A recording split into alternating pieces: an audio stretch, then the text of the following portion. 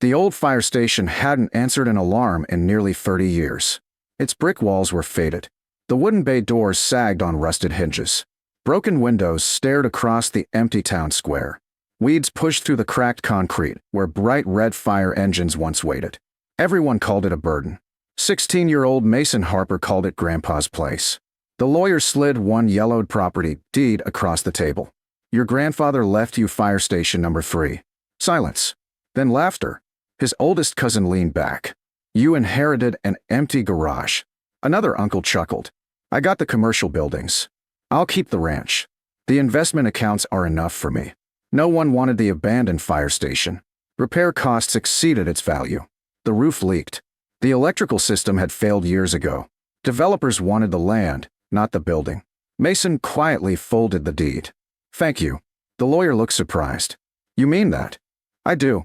Because Grandpa Frank spent more time inside that station than anywhere else. Only 6 months earlier, Mason's own life had collapsed.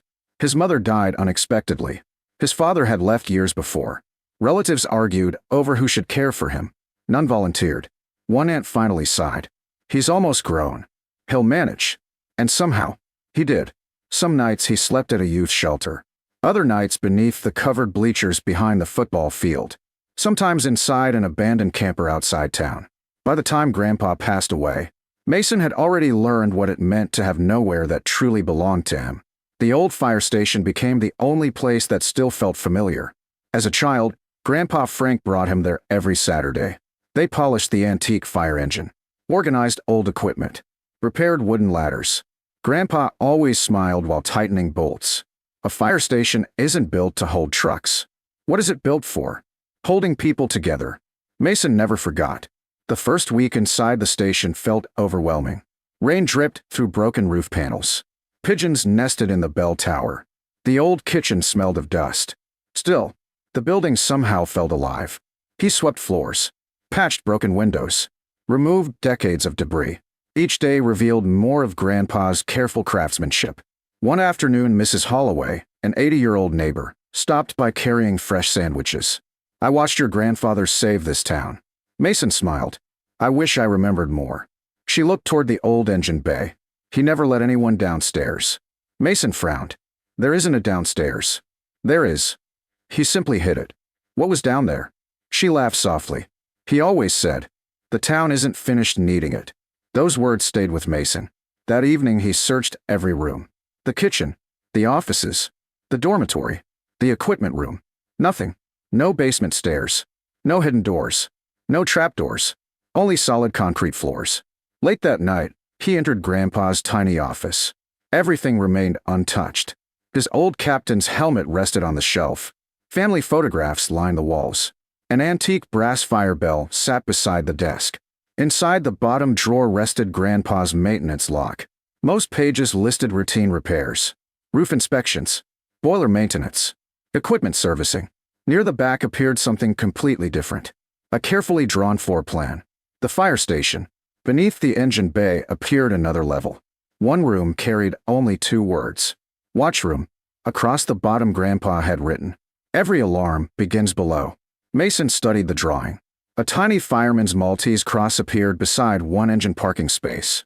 The following morning, he measured the concrete floor. Nothing, until sunlight entered through the bay doors.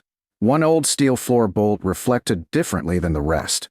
Unlike every other bolt, this one was polished brass. Grandpa never installed brass without a reason. Mason tried turning it. Nothing happened. Frustrated, he returned to Grandpa's workshop. Old firefighting tools still hung neatly on the wall.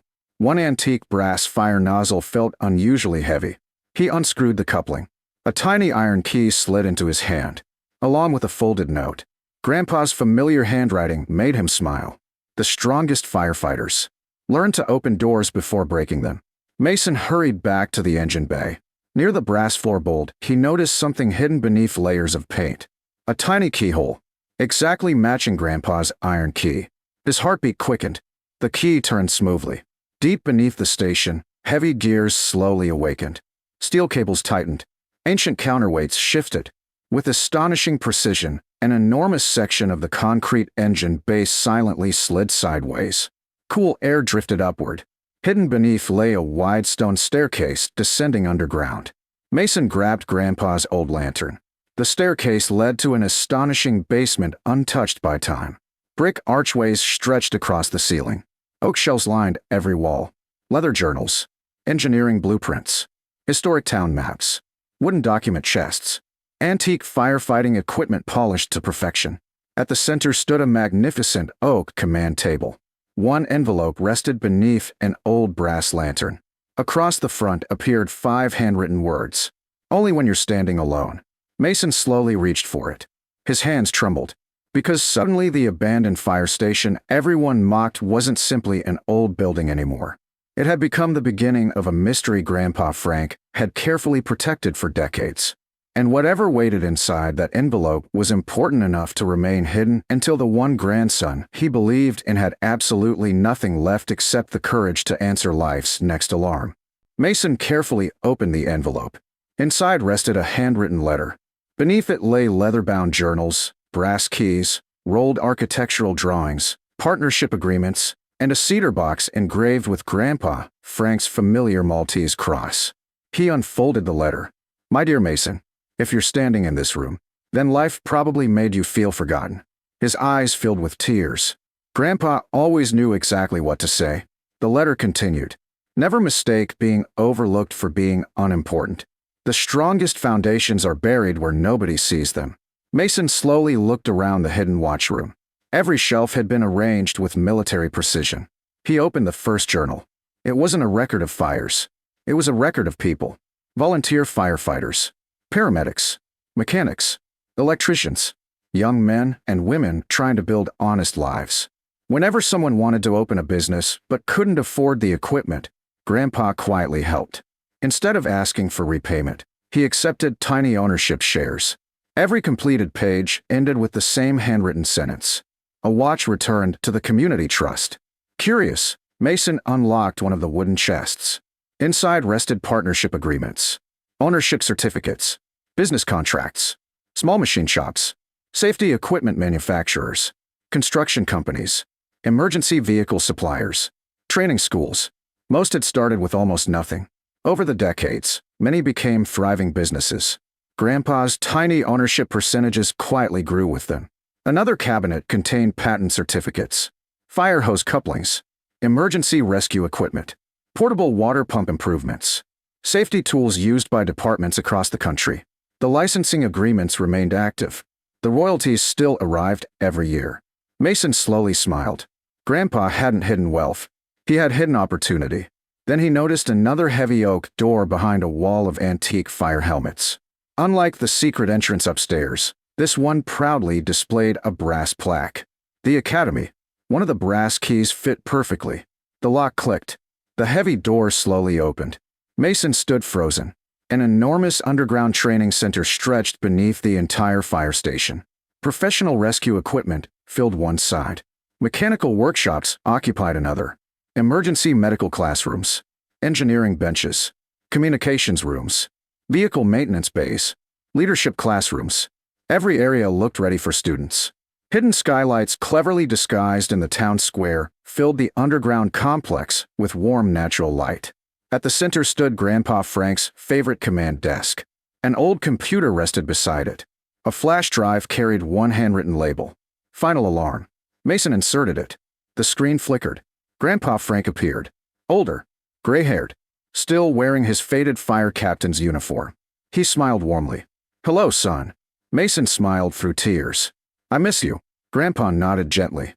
"I know." He slowly walked through the underground academy. When people looked at this old fire station, they saw a building that had outlived its purpose. Historic photographs filled the screen. Volunteer firefighters training together. Young mechanics repairing emergency vehicles. Teenagers learning first aid. Neighbors rebuilding homes after fires. Families helping each other during floods. I never believed this station existed to store trucks. He gently rested his hand on an antique fire engine. It existed to protect hope. He looked toward the camera. The strongest rescue doesn't happen during an emergency. It happens long before one. His expression became serious. "If these investments make your life comfortable, I'm grateful. But comfort isn't the mission. It's the equipment." He smiled softly. Keep these doors open. Teach. Train. Give young people the confidence nobody gave them. And remember, the greatest firefighters don't simply save buildings. They save futures. The screen slowly faded to black. Silence filled the academy. Mason remained standing, not thinking about the millions, thinking about belonging. For the first time since becoming homeless, he realized Grandpa hadn't left him an abandoned fire station. He had left him a calling. Over the following months, attorneys verified every document, every partnership agreement, every patent, every royalty contract. Everything proved authentic.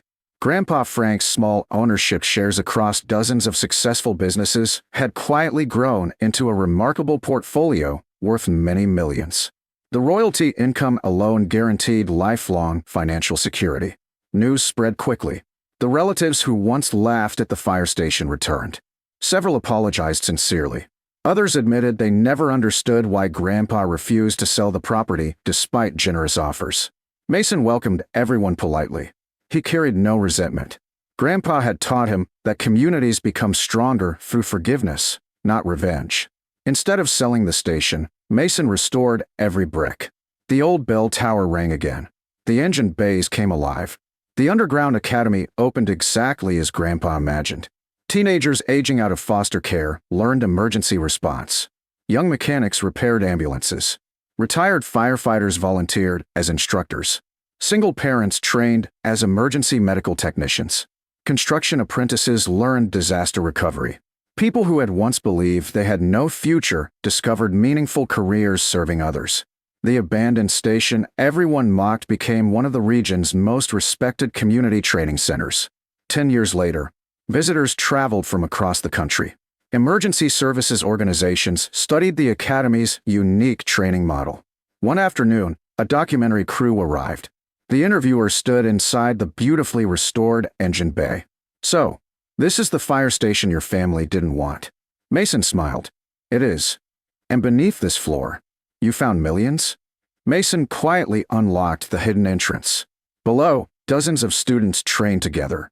Future firefighters practiced rescue techniques. Emergency medical students learned life-saving skills.